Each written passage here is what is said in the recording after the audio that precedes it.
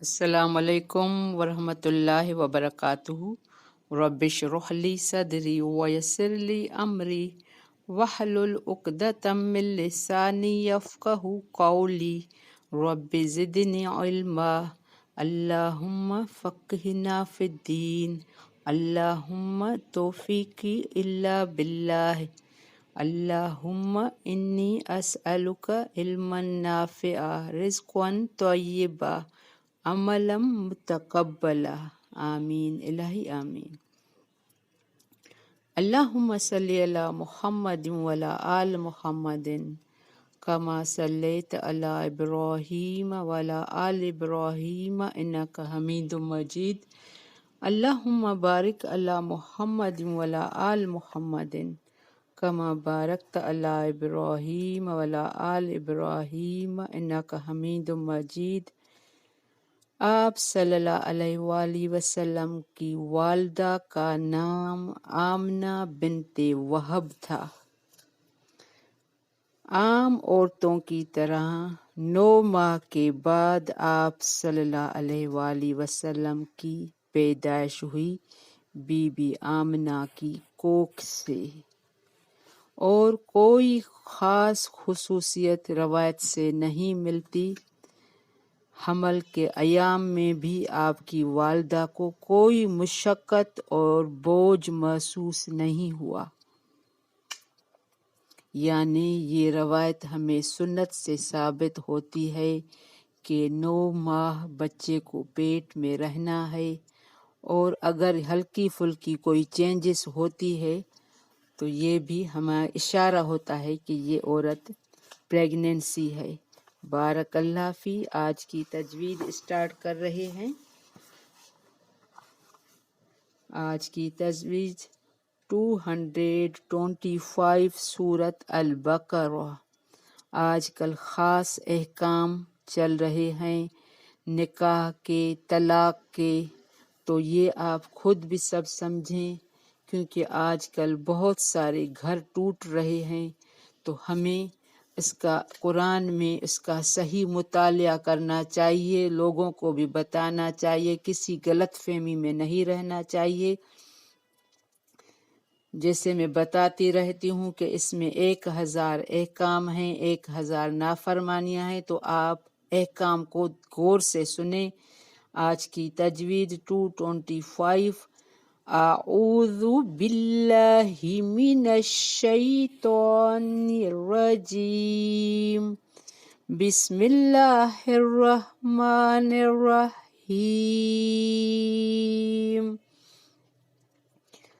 لا يؤاخذكم اللہ باللغو فی ایمانکم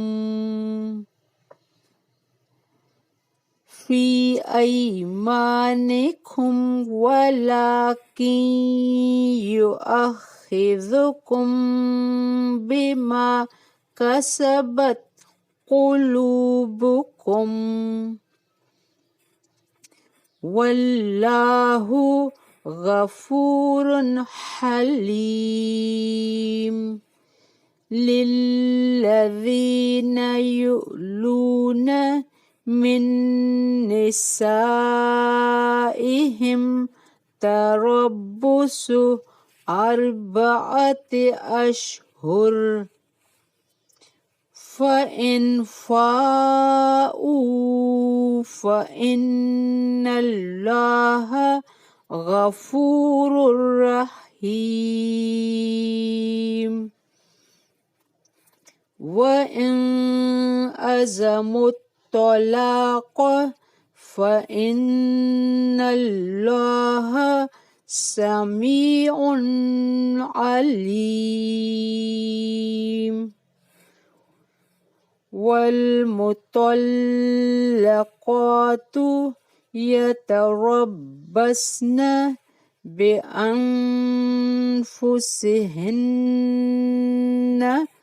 3 قروء،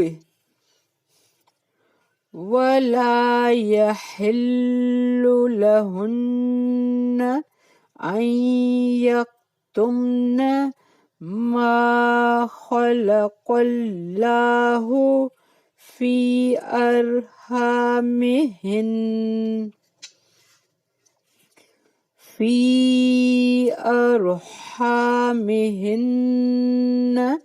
ان کن یؤمن باللہ والیوم الآخر وبعولتهن احق بردهن في ذلك ان ارادوا اصلاحا ولهن مثل الذي عليهن بالمعروف وللرجال علیہن درجہ۔ میں نے اکثر آپ کو بتایا کہ جب نون شد والا ہن آئے تو سمجھ لیں کہ یہ عورت کی طرف اشارہ ہے۔ علیہن درجہ واللہ عزیز حکیم۔ بارک اللہ فی۔ ہم یہاں اسٹاپ کر رہے ہیں، بہت اہم احکام چل رہے ہیں۔ اللہ تعالیٰ فرما رہے ہیں لا یؤاخذ اللہ باللغو، نہیں مواخذہ کرے گا تمہارا اللہ ساتھ لغو کے، یعنی فضول قسم کی قسمیں۔ کل ہم نے پڑھا تھا قسم کے بارے میں، فی ایمانکم تمہاری قسموں میں، ولیکن یؤاخذکم لیکن مواخذہ کرے گا یعنی پکڑ کرے گا، کم تمہارا، بما کسبت قلوبکم بوجہ اس کے جو کمایا تمہاری دلوں نے، یعنی جو قسم تم نے جان بوجھ کر دل سے قسم کھائی، تمہیں پتا تھا مذاقاً نہیں۔ ایک ہوتا ہے لوگوں کا تکیہ کلام ہوتا ہے، اللہ کی قسم اللہ کی قسم، بار بار کوئی بھی کام بات بتاتے ہیں تو اللہ کی قسم، وہ بھی نہیں کھانا چاہیے۔ لیکن جو جان بوجھ کر پکا قسم کھاتے ہیں کسی کو دھوکہ دینے کی نیت سے، تو اس کا پکڑ ہوگی، مواخذہ ہوگا۔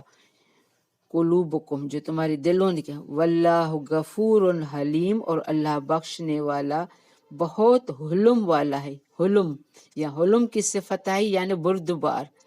اگر تم قسم کھا بیٹھو کوئی غلطی ہو گئی ہے تو اللہ سے اب بخشش مانگو، وہ معاف کرنے پر قادر ہے۔ اور ویسے بھی ہمارے اسلام دین بہت آسان ہے، استغفار بخشش مانگنے سے بخشش ہو جاتی ہے اگر دل سے بخشش مانگی جائے۔ للذین یولون ان لوگوں کے لیے جو ایلا کرتے ہیں، ایلا کیا ہے؟ من نسائہم اپنی عورتوں سے، یعنی مرد قسم کھاتا ہے عورت سے تعلق نہیں رکھے گا۔ بہت سے لوگ غصے میں ایسا کرتے ہیں، اس کو کیا کہتا ہے؟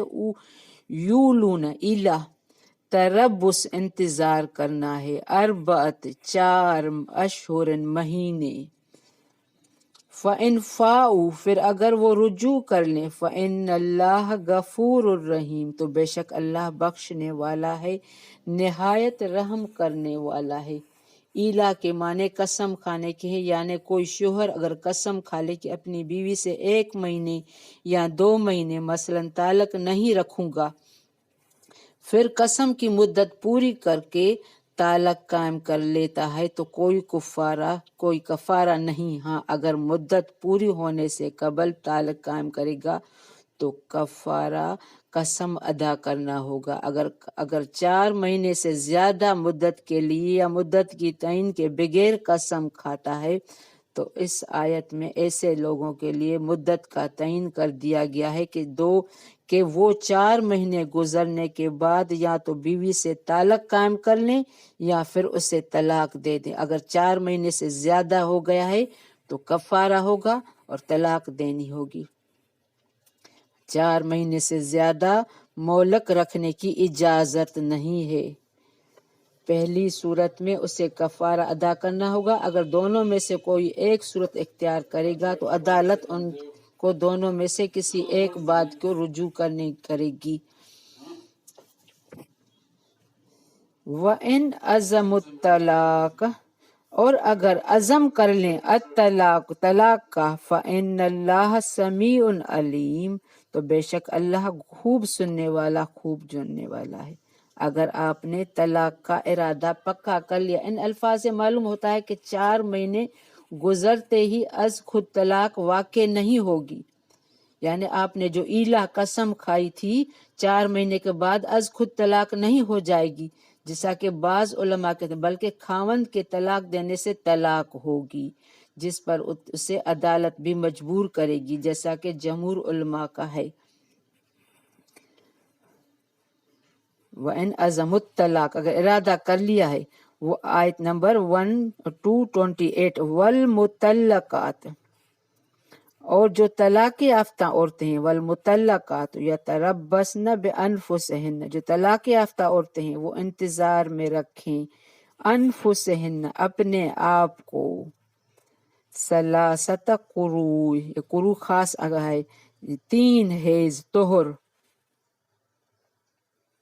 یعنی وہ متعلقہ عورت مراد ہے جو حاملہ بھی نہ ہو، کیونکہ حمل والی عورت کی مدت وضع حمل ہے، جسے دخول سے قبل طلاق مل گئی ہو وہ بھی نہ ہو، کیونکہ اس کی کوئی عدت ہی نہیں، آنسا بھی نہ ہو، یعنی جن کو حیض آنا بند ہو گیا ہو، کیونکہ ان کی عدت 3 مہینے ہے۔ گویا یہاں مذکورہ عورتوں کے علاوہ صرف مدخولہ عورت کی عدت بیان کی جا رہی ہے، اور وہ ہے 3 قروء، یعنی 3 حیض، جس کی معنی طہر یا 3 حیض ہیں، یعنی 3 طہر یا 3 حیض عدت گزار کے وہ دوسری جگہ شادی کرنے کی مجاز ہے۔ سلف نے قروء کے دونوں ہی معنی صحیح قرار دیے ہیں، یعنی 3 حیض کے بعد 3 مہینے کے بعد وہ کہیں اور نکاح کر سکتی ہے۔ وَلَا يَحِلُّ لَهُنَّ أَن يَكْتُمْنَ، اور نہیں حلال ان کے لیے کہ وہ چھپائیں، ما خلق اللہ فی ارحامہن، جو پیدا کیا اللہ نے ان کے رحموں میں، یعنی اگر کوئی عورت پریگنینسی ہے، ان کو 1 مہینہ بھی ہو گیا ہے، 15 دن بھی ہو گئے ہیں، 10 دن بھی ہو گئے ہیں پریگنینسی کو، تو وہ نہ چھپائیں، کیونکہ اگر وہ ایک آدمی کا نطفہ اس میں ہے، بچہ ایک آدمی کا ہے، اگر وہ فوراً دوسرے کے ہاں نکاح کرے گی تو یہ بھی گناہ ہوگا، نسب دوسرا ہوگا۔ پریگنینسی حمل والی عورت کو نکاح کے بعد یا طلاق کے بعد پریگنینسی چھپانی نہیں ہے، وہ واضح کرنی ہے کہ میں پریگنینسی ہوں۔ ان کن یومن، اگر ہیں وہ ایمان رکھتی، باللہ اللہ پر، والیوم الآخر اور آخری دن پر، وبعولتہن اور شوہر ان کے، احق بردہن زیادہ حقدار ہیں ان کو لوٹانے کے، فی ذالک اس میں، ان ارادو اصلاح، وہ اگر ارادہ کریں اصلاح کا، یعنی وہ صلح کرنا چاہتے ہیں۔ اس سے حیض اور حمل دونوں سے مراد ہیں، حیض نہ چھپائیں، مثلا کہے کہ طلاق کے بعد مجھے 1 یا 2 حیض آئے ہیں، حالانکہ اسے 3 حیض آ چکے ہیں، مقصد پہلے خاوند کی طرف رجوع کرنا ہو، اگر وہ رجوع کرنا چاہتا ہو، یا اگر رجوع کرنا نہ چاہتی ہو تو یہ کہہ دے کہ مجھے تو 3 حیض آ چکے ہیں، جبکہ وہ واقعتاً ایسا نہ ہو، تاکہ خاوند کا حق رجوع ثابت نہ ہو سکے۔ اسی طرح حمل نہ چھپائیں، کیونکہ اسی طرح دوسری جگہ شادی کرنے کی صورت میں نسب ہوگا۔ اور رجوع کرنے سے خاوند کا مقصد اگر تنگ کرنا نہ ہو تو عدت کے اندر خاوند کو رجوع کرنے کا پورا حق حاصل ہے۔ اگر اس نے، کیونکہ طلاق 3 دفعہ ہوتی ہے، اگر رجوع کرنے سے، اگر ابھی اس کے غلطی ہو گئی ہے، وہ خاوند دوبارہ رجوع کرنا چاہتا ہے، تو اگر رجوع کرنے سے خاوند کا مقصد اگر تنگ کرنا نہ ہو تو عدت کے اندر خاوند کو رجوع کرنے کا پورا حق حاصل ہے۔ عورت کے ولی کو اس حق میں رکاوٹ ڈالنے کی اجازت نہیں ہے۔ یہ ہم نے ادھر وبولت حق احق بردن فی ذالک ان ارادو اصلاح، اگر وہ ارادہ کرے اصلاح کا، ولہن مثل الذی علیہن بالمعروف، اور ان کے لیے مانند اس کے جو اس کے ذمہ ہے، ساتھ معروف طریقے سے۔ یعنی اخلاقاً حسن اخلاق سے اس عورت کو رجوع کر کے واپس لے آئے، نہ کہ اذیت کی نیت سے۔ وَلِلرِّجَالِ عَلَيْهِنَّ دَرَجَةٌ، اور مردوں کے لیے ان عورتوں پر ایک درجہ ہے۔ اور یہ بات ہم سب کو معلوم ہونی چاہیے کہ اللہ نے مرد کو عورت پر درجہ دیا ہے۔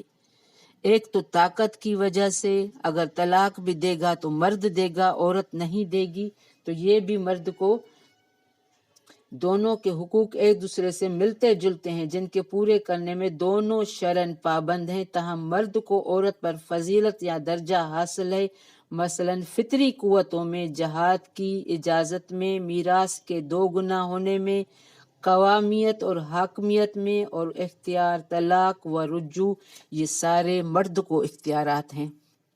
واللہ عزیز حکیم، اور اللہ زبردست ہے، بہت حکمت والا ہے۔ یعنی اللہ نے یہاں جو قاعدے بتائے ہیں، احکام بتائے ہیں، اس میں بڑی حکمت ہے۔ اگر اللہ عورت کو یہ درجہ دیتا کہ وہ اپنی مرضی سے کبھی بھی طلاق لے سکتی ہے، دے سکتی ہے، تو یہ معاملہ خراب ہو جاتا، کیونکہ عورت کم ذہنیت ہے، جذباتی ہے، وہ فیصلہ کرنے میں غلط فیصلہ بھی کر سکتی ہے۔ اس کے معاملے میں مرد قوام ہے، اللہ نے یہ معاملہ اس کے ہاتھ میں رکھا ہے تاکہ وہ سوچ سمجھ کر سارے معاملات کو سلجھائے۔ عورت اس معاملے میں کچھ کمزور ہے، اسی لیے اللہ نے اس کو یہ نہیں دیا ہے۔ اور یہاں جو ہم احکام سیکھ رہے ہیں اس کو اچھی طرح سمجھنا ہے۔ بارک اللہ فی، ربنا تقبل منا انک انت السمیع العلیم وتب علینا انک انت التواب الرحیم۔ السلام علیکم ورحمۃ اللہ